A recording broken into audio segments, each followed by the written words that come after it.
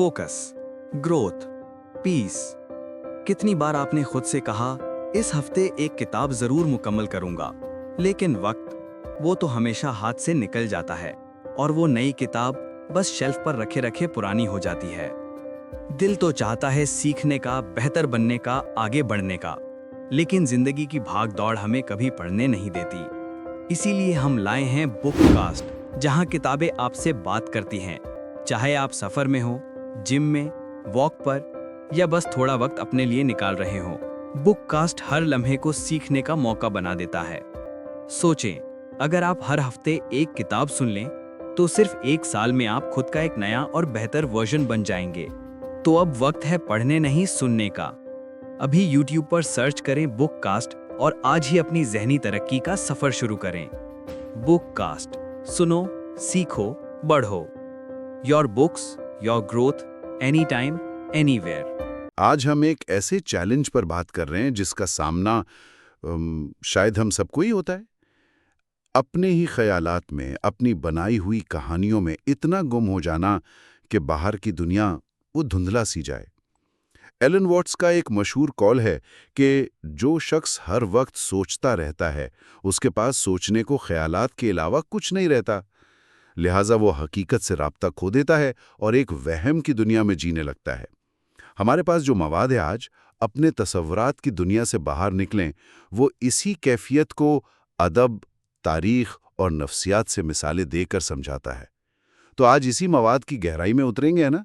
इस रुझान को समझेंगे, इसके नतीजे और इससे निपटने के तरीके। जी बिल्कुल, और ये कोई मामूली बात नहीं है।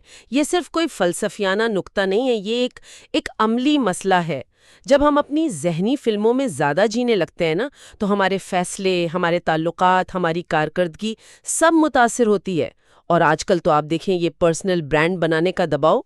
हाँ बिल्कुल, हर कोई अपनी एक इमेज बनाने में लगा है। तो इसमें ये खतरा और भी बढ़ जाता है कि हम अपनी बनाई हुई शबीहा में ही ना उलझ कर रह जाएं, हकीकत पीछे रह जाए। मवाद शुरू होता है कुछ मशहूर अदबी किरदारों से। वो इसी मुश्किल का शिकार नजर आते हैं। जेडी सेलिंजर की द कैचर इन द राई का होल्डन कोलफील्ड, बहुत मशहूर किरदार है। और जॉन फेंटे की आस्क द डस्ट का आर्तुरो बेंडिनी, और वॉकर पर्सी की द मूवी गोवर का बिंक्स बोलिंग। ये तीनों किरदार जैसे अपने ही खोल में बंद हैं, हकीकी दुनिया से एक ताल्लुक नहीं बना पाते। होल्डन को माशरे की हर चीज़ बनावटी लगती है, वो बड़ा होने से डरता है। जी। बेंडिनी एक नाकाम लिखारी जो जिंदगी जीने के बजाय बस उसके बारे में लिखने की कोशिश करता रहता है। और बिंक्स, वो अपनी बोरिंग जिंदगी से भागने के लिए फिल्मों में पनाह लेता है। और पता है, इन मिसालों में जो गहराई है ना, वो इस बात से आती है कि ये किरदार अपने लिखने वालों की जिंदगी का अक्स है। अच्छा, ये खुदनविश्त की तरह है? काफी हद तक, हाँ। सेलिंजर, फांटे, पर्सी, इन तीनों मुसन्निफीन ने खुद भी ऐसी ही अंदरूनी कशमकश झेली है। खुद पसंदी भी थी, अदम तहफ़्फ़ुज़ का शदीद एहसास भी, हकीकत से भागने की ख्वाहिश, ये सब इनकी जिंदगियों में था। सेलिंजर तो बिल्कुल ही अलग थलग हो गए थे। फांटे को दहाइयां लग गईं अपनी अना और नाकामी के एहसासात से लड़ते हुए। और फांटे ने भी? पर्सी ने भी अधेड़ उम्री तक पहुंचकर ही अपनी सुस्ती और वजूदी मसाइल पर काबू पाया। तो ये जद्दोजहद उनके काम में भी नजर आती है। तो क्या ये कहा जा सकता है कि उनके ये मशहूर किरदार वो एक तरह से उनकी अपनी जिंदगी के लिए वार्निंग थे? एक तरह से हाँ, बिल्कुल। और ये हमें सोचने पर मजबूर करता है कि अगर वो अपनी इन नफ्सियाती गिरों को पहले सुलझा लेते तो उनकी जिंदगियां कैसी होती, उनका काम कितना मुख्तलिफ होता। उन किरदारों की तकलीफ हमें दिखाती है कि अपनी ज़ात में गुम रहना कितना नुकसानदेह हो सकता है, अपने लिए भी, दूसरों के लिए भी। और ये ख्याल कोई नया नहीं है। मवाद हमें 2500 साल पीछे ले जाता है, अफलातून तक। अफलातून ने ऐसे लोगों की बात की जो अपने ही ख्यालात की ज़ियाफ़त उड़ाते हैं। दिलचस्प इस्तिलाह है। हाँ, वो लोग जो किसी चीज़ के मिलने के इम्कान पर गौर करने के बजाय पहले ही मान लेते हैं कि वो मिल गई है, और फिर बस उसी खुशी में मगन रहते हैं कि जब मिलेगी तो क्या करेंगे। अफलातून कहता है कि इससे उनकी सुस्त रूहें और भी सुस्त हो जाती हैं। और तारीख में इसकी बड़ी ज़बरदस्त मिसालें मिलती हैं। अमरीकी खाना जंगी के यूनियन जर्नल जॉर्ज मैकिलन, वो इसकी क्लासिक मिसाल है। हाँ। انہیں یونین آرمی کی کمان ملی۔ بظاہر ان میں سب کچھ تھا، ویسٹ پوائنٹ سے پڑھے ہوئے، جنگی تجربہ، شخصیت متاثر کن، فوجیوں میں مقبول، کاغذ پر تو وہ بہترین تھے۔ لیکن نتائج ویسے نہیں نکلے۔ وہ تو یونین کے ناکام جرنلوں میں شمار ہوتے ہیں شاید، بدقسمتی سے۔ ہاں، شاید سب سے زیادہ مایوس کن جرنل وہی ثابت ہوئے۔ اور وجہ یہی تھی کہ وہ بھی افلاطون والے لوگوں کی طرح اپنے ہی خیالات کی ضیافت اڑاتے تھے۔ وہ اپنی فوج کی پریڈ کروانے میں، اسے منظم کرنے میں بڑے ماہر تھے، لیکن جب لڑنے کا وقت آتا تھا تب وہ اپنے ہی بنائے ہوئے خیالی منظر ناموں میں پھنس جاتے۔ وہ ہر وقت یہی سمجھتے رہے کہ دشمن کی تعداد ان سے کئی زیادہ ہے۔ اچھا، حالانکہ حقیقت میں ایسا نہیں تھا۔ بالکل نہیں، اکثر ان کے پاس 3 گنا زیادہ سپاہی ہوتے تھے۔ وہ اپنے ہی اتحادیوں کے خلاف سازشوں کے وہم میں رہتے تھے، اور سب سے بڑی بات، وہ ایک کامل جنگی منصوبے کے انتظار میں رہتے تھے، ایک فیصلہ کن پلان، اور اس انتظار میں مہینوں تک کچھ نہیں کرتے تھے۔ تو اس سوچ نے انہیں بالکل مفلوج کر دیا تھا۔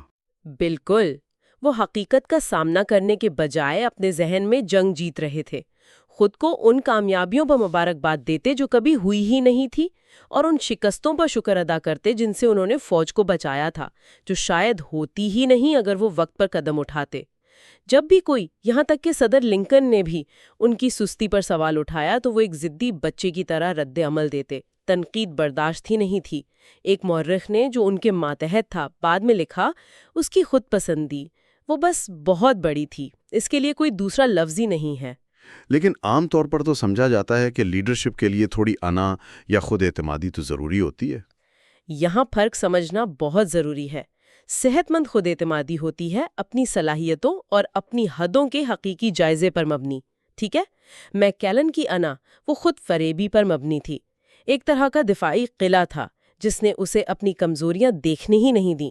بدلتے حالات یا جو معلومات اس کے نظریے کے خلاف تھیں وہ انہیں مانتا ہی نہیں تھا۔ تو یہ اعتماد نہیں تھا؟ نہیں، یہ حقیقت سے آنکھیں چرانا تھا، اور اس کی قیمت ہزاروں جانیں گئیں۔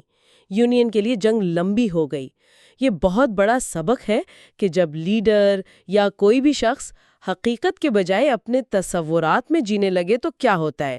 سب سے بڑا دشمن باہر نہیں، اپنے ہی ذہن کے اندر ہوتا ہے۔ یہ اندرونی کشمکش، یہ اپنے ہی خیالات میں الجھے رہنا، مصنفہ این لیمورٹ نے اسے بڑی دلچسپ مثال سے سمجھایا ہے۔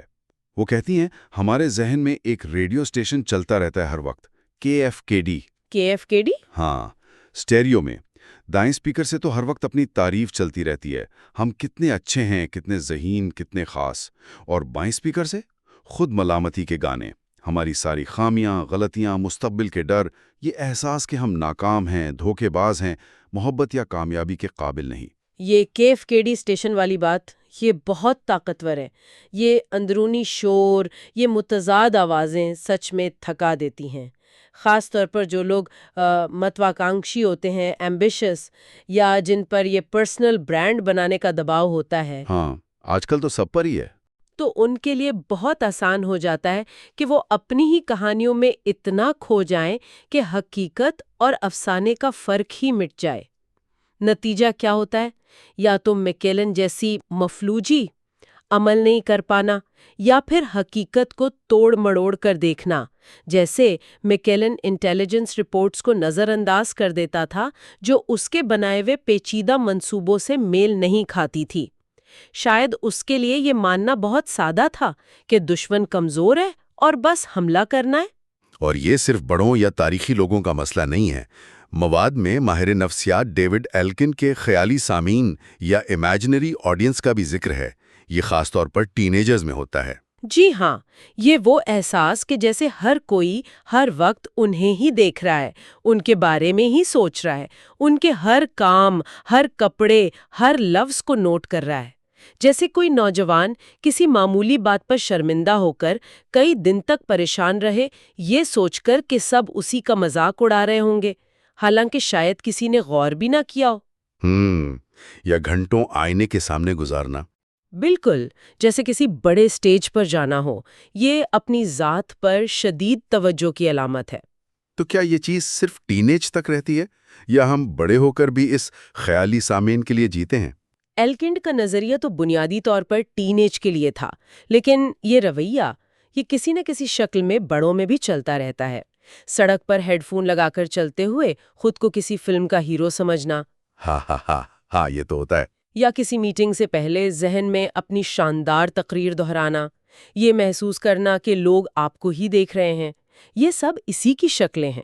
یہ ہمیں وقتی طور پر اچھا محسوس کراتی ہیں، شک سے، بوریت سے بچاتی ہیں، لیکن نتیجہ کیا ہے؟ نتیجہ یہ ہے کہ ہم اپنے آس پاس کی اصلی دنیا، اصلی لوگوں، اصلی تجربات میں شامل ہونے کے بجائے اپنے ذہنوں میں قید رہتے ہیں۔ یہی تو انا ہے جو ہمیں حال سے کاٹ دیتی ہے۔ یہ ساری مثالیں تو خطرے کی طرف اشارہ کر رہی ہیں کہ کتنا آسان ہے اپنے تصورات میں کھو جانا اور کتنا نقصان دہ ہے۔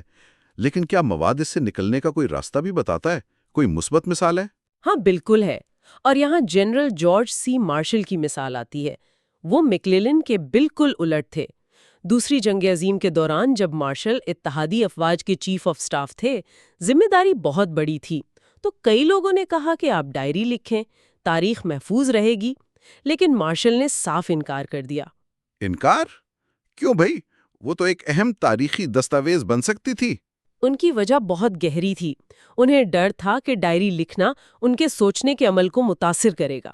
وہ نہیں چاہتے تھے کہ فیصلے کرتے وقت ان کے ذہن کے کسی کونے میں یہ خیال ہو کہ مستقبل میں لوگ کیا سوچیں گے، تاریخ انہیں کیسے یاد رکھے گی۔ وہ ڈائری کو ایک قسم کی پرفارمنس نہیں بنانا چاہتے تھے جہاں وہ لاشعوری طور پر اپنی امیج بہتر کرنے کی کوشش کریں۔ واہ! وہ حال میں رہنا چاہتے تھے، صرف حقائق پر، سامنے جو مسئلہ ہے اس پر توجہ دینا چاہتے تھے، بغیر اس فکر کے کہ یہ بعد میں کیسا لگے گا۔ یہ زبردست خودآگاہی اور نظم و ضبط ہے۔ تو مارشل کی مثال ہمیں کیا سکھاتی ہے، اور یہ مواد مجموعی طور پر کیا نصیحت کرتا ہے عملی طور پر؟ نصیحت بہت واضح ہے، اپنی خیالی پروازوں کو پہچانیں اور ان کو لگام دیں۔ اہم محسوس کرنے کی خواہش یا دوسروں کی نظر میں بڑا بننے کا لالچ، اس سے بچیں۔ حال میں جینے کی کوشش کریں، چاہے وہ لمحہ تکلیف دہ ہو یا بورنگ۔ ٹھوس، حقیقی چیزوں سے جڑیں۔ اپنے ارد گرد کی دنیا، لوگ، واقعات، کام، ان میں حصہ لیں، ان سے سیکھیں۔ تخیل اچھی چیز ہے، لیکن بے لگام ہو جائے تو خطرناک ہے۔ حقیقت پسندی، حال کی قدر، عملیت پسندی، یہی چیزیں ہمیں اپنے تصورات کے جال سے بچا سکتی ہیں۔ تو گویا مرکزی خیال یہ بلتا ہے کہ اپنے ذہن کی قید میں رہنے کے بجائے باہر کی دنیا کی حقیقت کا سامنا کرنے اور اس میں شامل ہونے کی ہمت پیدا کرنی چاہیے۔ یہ سننے میں تو آسان لگتا ہے، لیکن کرنا مشکل ہو سکتا ہے، خاص طور پر جب اندر کی دنیا زیادہ محفوظ یا دلچسپ لگے۔ سوچنے کے لیے جو متن کے آخر میں آتا ہے، شاید اصل چیلنج اور کامیابی کسی خیالی سامعین کے لیے پرفارم کرنے میں نہیں ہے، بلکہ اس نظم و ضبط میں ہے کہ ہم اپنی توجہ باہر کی دنیا اور جو کام ہاتھ میں ہے اس پر رکھ سکیں۔ کیا حقیقی تکمیل ان خود ساختہ ذہنی ڈراموں کے بجائے ارد گرد کی دنیا میں جو کام ہے، جو سبق ہیں، ان میں نہیں ملتی؟ جیسا کہ متن کہتا ہے، کسی کے لیے کارکردگی دکھانے کو نہیں ہے، صرف کام ہے جو کرنا ہے اور سبق ہیں جو سیکھنے ہیں، ان سب میں جو ہمارے ارد گرد ہیں۔ شاید اصل زندگی وہ اسی توجہ اور شمولیت کا نام ہے۔ یہ واقعی ایک گہرا نکتہ ہے، اپنی توجہ اندر سے ہٹا کر باہر لانا۔ یہ شاید زیادہ مشکل راستہ ہے، لیکن زیادہ بامانی بھی۔ یقیناً، اور یہ ایک انتخاب ہے جو ہمیں بار بار کرنا پڑتا ہے۔ اپنے ذہن کی فلم سے باہر نکلنا اور حقیقی دنیا کی روشنی میں قدم رکھنا۔ Make the best use of your time and turn every moment into growth.